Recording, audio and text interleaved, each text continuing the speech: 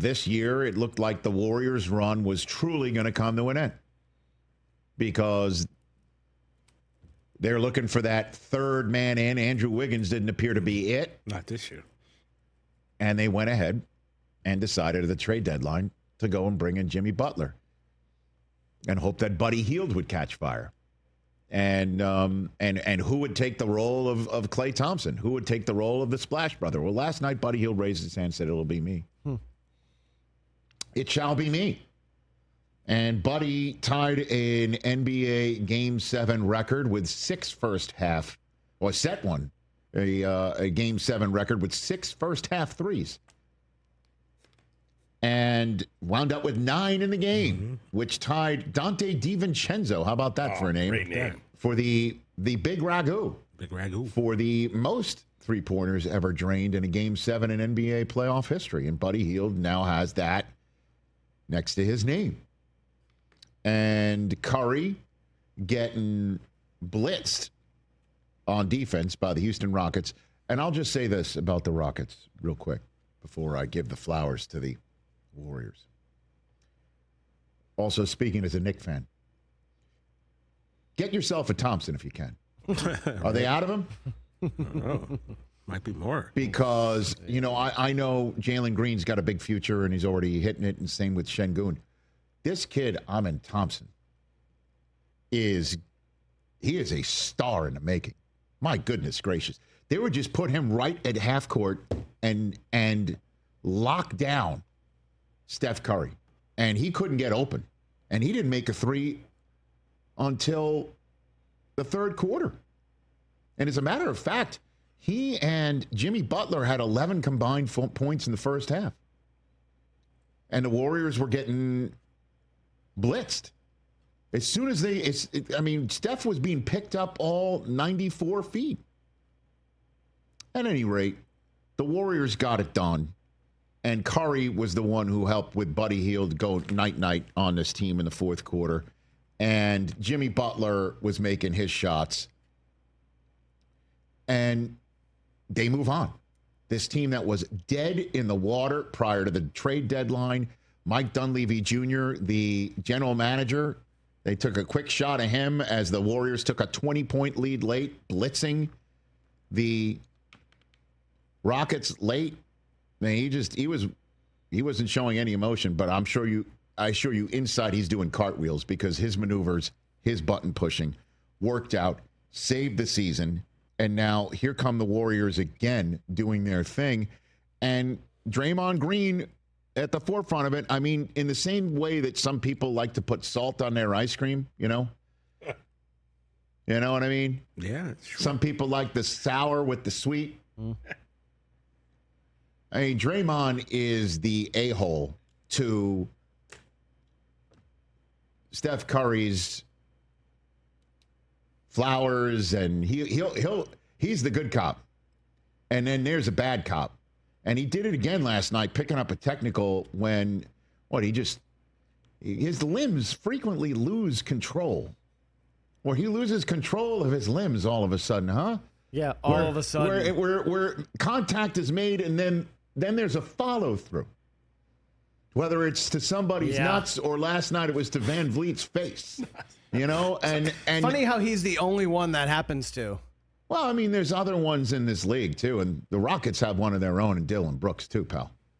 You know? Really? I've never seen Dylan Brooks kick someone in the nuts multiple times. That's true. Flail his arms about, stomp on someone's chest. He goes about his business slightly different ways. When still aggravating. But when Draymond reins it in, and he doesn't do that, guy's a Hall of Famer. Like, right now. Like, if he stopped playing, like, right now. This guy is in the Basketball Hall of Fame and apparently led a team meeting prior to Game 7 in which everybody spoke. And he had this to say about that leading to a win in Game 7 after I think what goes into it is really deciding who's going to get a speech. Obviously, I always try to defer to Steph, defer to Jimmy, and they wanted me to speak. But I had a lot to say. And like I said, most importantly was calling myself out. You know, you can't go into a Game 7 expecting guys to rally off the game we had before and not address it. And so I wanted to address that, number one. But then secondly, tell everybody else what we needed, which was a togetherness like no other, in our huddles together, trusting in each other and believing. And so I thought it was much needed. But as much as I think this team needed it, I feel like I needed it for myself even more. Because you got to be accountable. You can't be a leader and not be accountable. And you call other guys out. When their stinks, then you better say when yours does too. And that's what I tried to make a point in doing.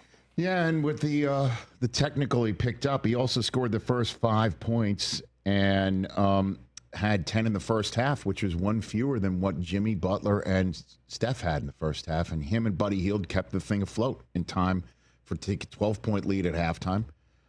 You know, they kept Van Vliet off the free throw line. As a matter of fact, Van Vliet was the one who lost his composure late in the game with a brutal take foul. You know, and at the end of the day, the Warriors move on. And it looks like Steph is appearing with 0 Fs left to give. And I kind of dig that, Steph Curry. Hit it.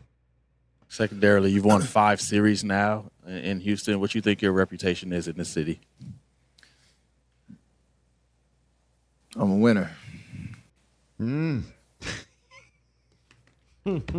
Now, for the radio audience, Steph was wearing sunglasses. I don't usually see Steph in sunglasses at the post-game press conference. As a matter of fact, I don't recall him ever doing that.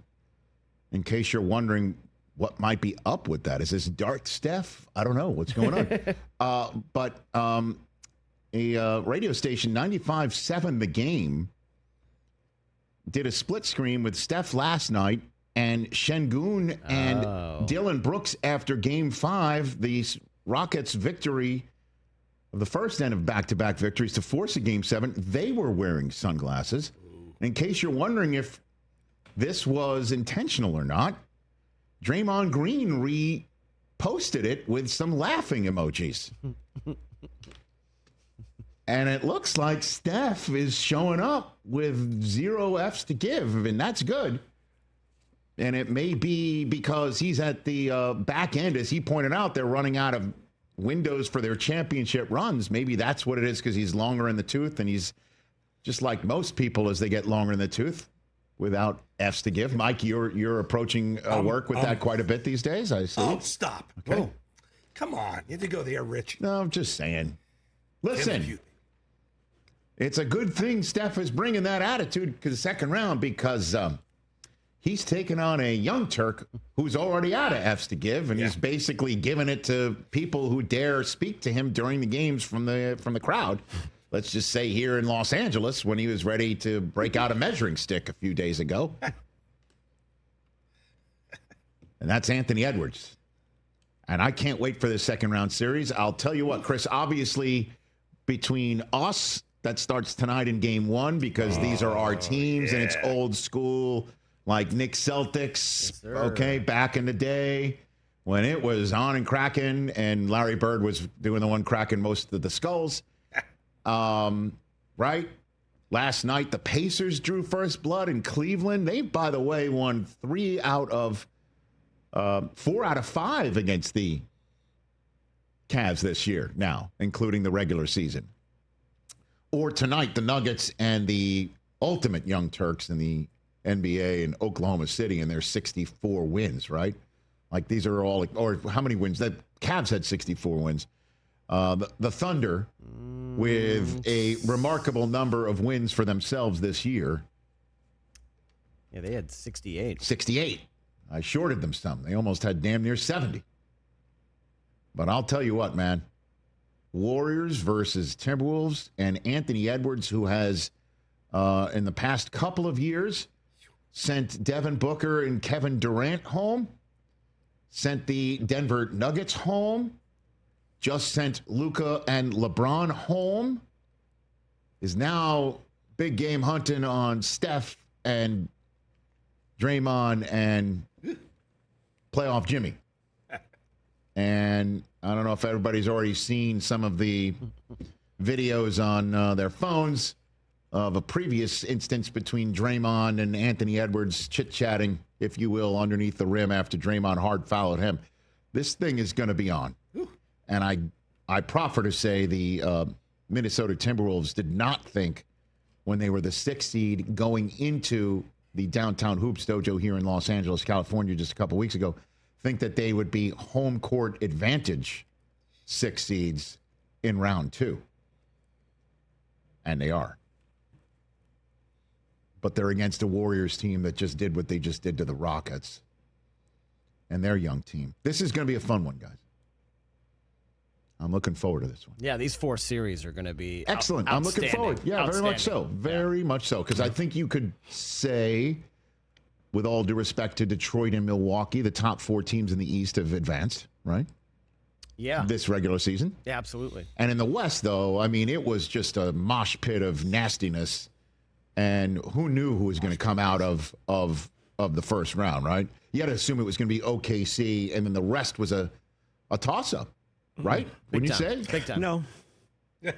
Why? Because you thought the Clippers were going to lose to the Nuggets all along? Is that your statement? I mean, come on, man. It's like, yeah, let's be honest. And then Chris, I think we thought the T-Wolves were going to take out the Lakers. Really? And I picked the Warriors to beat the Rockets. I thought that, but if you just look at records this year, I mean, they were all 4 games within each other, seeds 2 through 8. Yeah, in the standings. So it was kind of a coin flip series all along.